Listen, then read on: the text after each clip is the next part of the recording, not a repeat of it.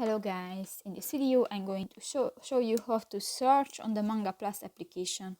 But first of all, I just want to mention, please don't forget to subscribe to our channel, because at 100,000 subscribers we are going to show you all YouTube revenue statistics and growth strategy, how to make money online. So let's jump into it. First of all, open the application on your device.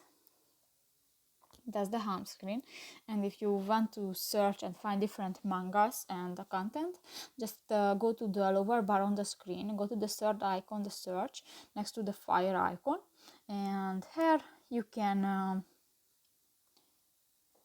discover different mangas. You can search by a title or the author of the mangas, and if you click to the titles, the second action, you can find the ongoing mangas, the completed, and the one shot.